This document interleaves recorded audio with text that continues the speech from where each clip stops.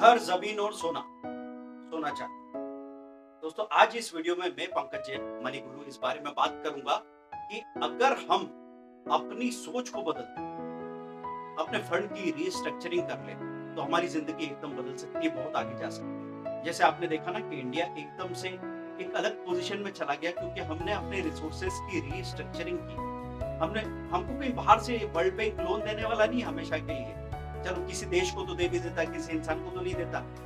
तो होता क्या है हमारे साथ कि हम लगातार मेहनत करते रहते हैं, पैसा भी बहुत मेहनत करके कमाते हैं, उसमें से बचाते भी बहुत सारा है, फिर भी हम अमीर क्यों नहीं बनते?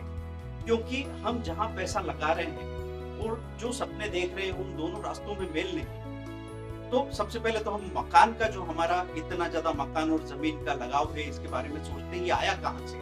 तो हमारे जितने भी पुराने जनरेशन के लोग थे, पापा दादा वगैरह, पहले क्या था, हमारे यहाँ पे खेती सबसे ज्यादा प्रोमिनेंट थी। गांव में सबके पास खेत हुआ करते थे।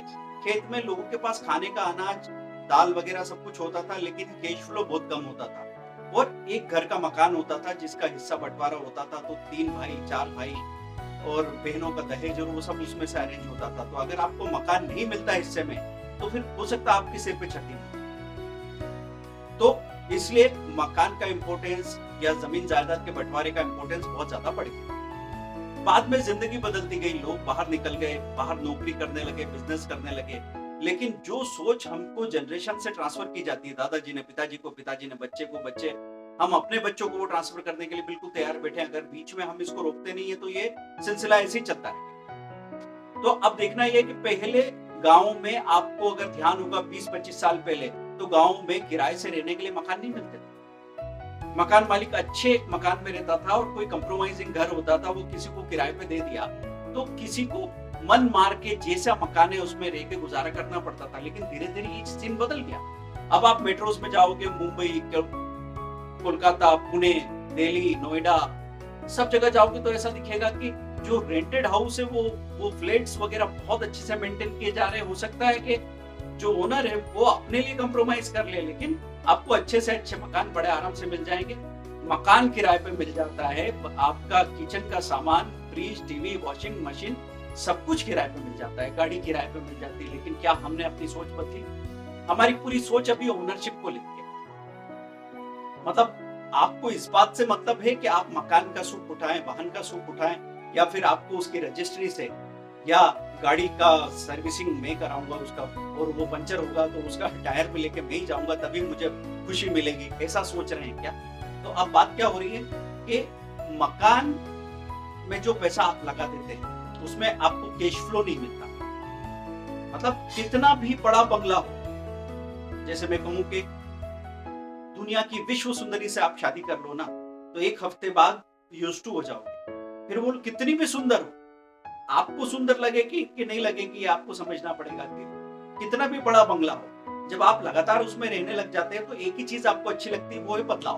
और बदलाव का ऑप्शन वो लोग खत्म कर देते हैं जो लोग पहले मकान में ही अपना सारा पैसा लगा देना चाहते हैं। तो जमीन मकान में जो लोग पैसा लगा रहे हैं उनका क्वालिटी ऑफ लाइफ कैसा है वो आपको देखना पड़ेगा। क्योंकि मैं तो जब देख रहा था तो मुझे लगा कि नहीं, यहाँ पे एक तरह की बोर्डम है, मतलब चीजें ठहर गई है। और ये देखा मैंने कि अपनी ग्रोथ के लिए जो पैसा लगाना था वो पैसा तो मकान की किस्त में जा रहा है। अपनी ग्रोथ के लिए पैसा लगाना था, जमीन का पैसा बढ़ गया है, जमीन करोड़ों की हो चुकी है, लेकिन लाइफस्टाइल क्यों नहीं बदल रही है? क्योंकि कैश फ्लो नहीं है। तो लाइफस्टाइल बदलने के लिए क्या करना पड़ेगा? आपको ट्रेवल करना पड़ेगा, आपके पास वक्त होना चाहिए। आपको शादी में जितना पैसा खर्च करते हैं, क्या उतना पैसा हम अपनी ट्रेनिंग या नॉलेज के लिए खर्च करते हैं? हो सकता नहीं करते हैं। तो फिर सोचिए क्या फर्क पड़ता है। तो वही चीज हमको यहाँ पे देखने को मिल रही है कि लोग अमीर तो हैं पर उनको एहसास नहीं है। क्यों नहीं है? क्योंकि कैश फ्लो नहीं है। अगर मेरी जिंदगी में उस चीज का फर्क आता है, मुझे उस चीज से आजादी मिलती, तब बात बनेगी।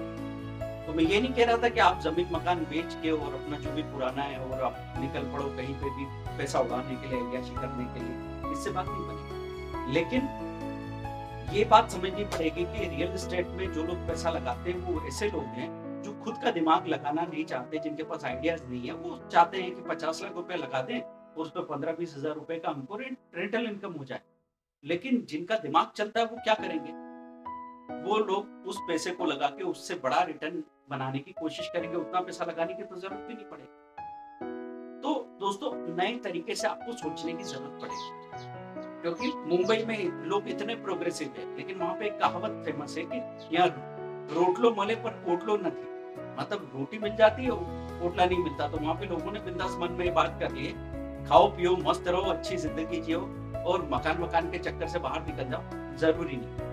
तो वहाँ पे 70-80% लोग ऐसे हैं जो उस चक्कर में पड़ ही नहीं रहे हैं और लगातार अपना दिमाग दूसरी जगह लगा रहे हैं। तो वो चैलेंजेस की वजह से, अपने आप को अपडेट करने की वजह से उनकी लाइफ थोड़ी ज्यादा अपडेटेड लगती है, ज्यादा डायनेमिक लगती है, और हम लोग उनको देख देख के कहीं ना कहीं बहुत सारे लोग मानते हैं कि अरे ये तो रोल मॉडल की तरह दिख रहे हैं। तो हम कुछ सवालों पे यहाँ पे चर्चा करने वाले, कुछ सवालों पे विचार करेंगे, ताकि हमको ये पता लगे कि हम कहाँ से अपना फंड रिस्ट्रक्चर करके रख सकते हैं। दोस्तों इस सीरीज में आगे भी मैं बात करूंगा, ये कम से कम 10 वीडियो की सीरीज आएगी, जहाँ पे हम सवाल करने वाले हैं कि हम जो अपने आप को मान रहे हैं कि हमारे पास कमी है, हम गरीब हैं, क्या हम सचमुच हैं?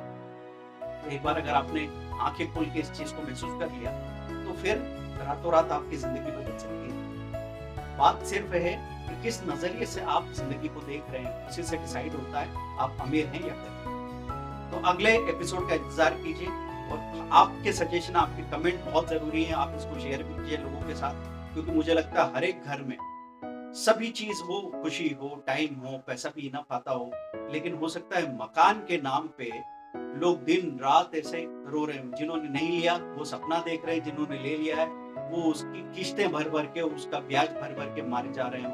तो क्या सच में ये बात है, या मैं अपने ही ख्याली पुलाव पका रहा हूँ? इस बात पे कमेंट जरूर कीजिए। Thank you.